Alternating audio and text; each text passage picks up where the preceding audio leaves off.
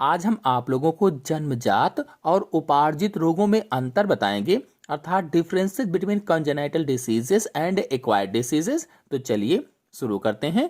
पहला अंतर है, ऐसे रोग जो हमें जन्म से ही प्राप्त होते हैं उन्हें जन्मजात रोग कहा जाता है। मतलब ये रोग जन्म से ही शिशु को मिल जाते हैं, पहले से ही प्राप्त हो जाते हैं, अर्थात इन रोगों की उत्पत्ति जन्म से ही होती है, इसीलिए इनको जन्मजात रोग कहा जाता है, कॉन्जेनाइटल डिसीजेस कहा जाता है।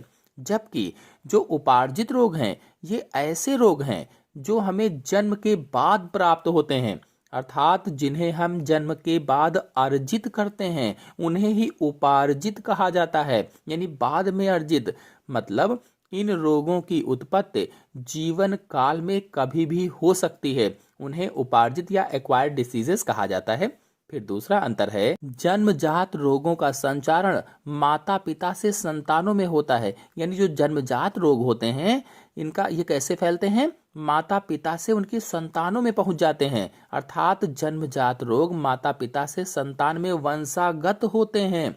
वंशागत का मतलब होता है एक पीढ़ी से दूसरी पीढ़ी में चले जाते हैं, या माता पिता वाले रोग संतानों में आ जाते हैं, इसीलिए इनको जन्मजात रोग कहा जाता है। और इसीलिए जन्मजात रोगों को आनुवांशिक रोग भी कहा जाता है, आनुवांशिक विकार भी कहा जाता है, अथवा अंग्रेजी में जेनेटिक एबनॉर्मलिटीज भी बोला जाता है। जन्मजात रोग को क्या कहते हैं, कॉन्जेनाइटल डिसीजेस को क्या कहा जाता है, जेनेटिक एबनॉर्मलिटीज भी बोला जाता है। जबकि जो उपार्जित रोग होते हैं इनका संचारण वंशागत नहीं होता है, यानी ये माता पिता से उनकी संतानों में नहीं जाते हैं, अर्थात ये हमें माता पिता से नहीं प्राप्त होते हैं, इन्हें हम बाद में बना लेते हैं या पैदा कर लेते हैं, या बाद में हमारे शरीर में आ जाते हैं, या जन्म के बाद हमें मिल जाते हैं, ऐसा कह सकते हैं, जो कि हमारी लापरवाहियों की वजह से हो सकते हैं। फिर अगला अंतर है, जन्मजात रोग जीन में उत्परिवर्तन के कारण होते हैं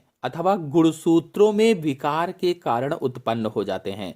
मतलब जीन म्यूटेशन के कारण जेनेटिक एबनॉर्मलिटीज हो जाती हैं, जन्मजात रोग हो जाते हैं, या आनुवांशिक विकार हो जाते हैं, अथवा क्रोमोसोमल एबनॉर्मलिटीज के कारण जन्मजात रोग हो जाते हैं, यानी हमारे जीन में अचानक जो परिवर्तन हो जाते हैं उससे जन्मजात रोग हो जाते हैं या आनुवांशिक विकार हो जाते हैं। जबकि जो उपार्जित रोग हैं, उपार्जित रोग कुपोषण, अतिपोषण, जीवाणुओं द्वारा संक्रमण से, एलर्जी, हार्मोन्स की मात्रा में अनियमितता के कारण, अनियमितता का मतलब ये होता है कभी कम हो हार्मोन्स, कभी ज्यादा निकल रहा हो, तो इसके कारण, कुपोषण का मतलब है कि संतुलित मात्रा में सभी तत्व ना मिल रहे हों, कोई एक तत्व कम मिल रहा हो, कोई एक तत्व ज्यादा मिल रहा हो। अतिपोषण का मतलब है कोई एक तत्व ज्यादा मिल रहा हो, यानी किसी न किसी चीज की अधिकता हो।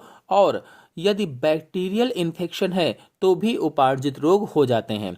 एलर्जी है, कैंसर है, हार्मोन्स की अधिकता मैंने बताया, ये सब क्या है, इनकी वजह से उपार्जित रोग हो जाते हैं, ये एक्वायर्ड डिसीजेस हो जाती हैं।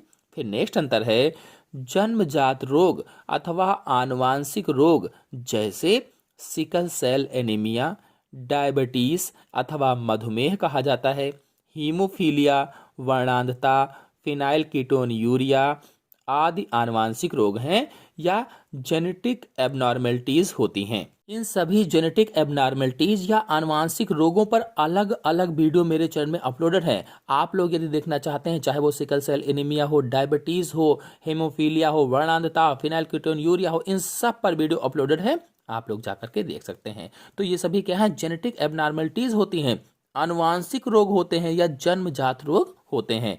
जबकि जो उपार्जित रोग हैं, उपार्जित रोगों में जुकाम, फ्लू, मलेरिया, टीबी, कैंसर, सूखा रोग आदि ये जो रोग होते हैं ये उपार्जित रोग होते हैं या एक्वायर्ड डिसीजेस होती हैं।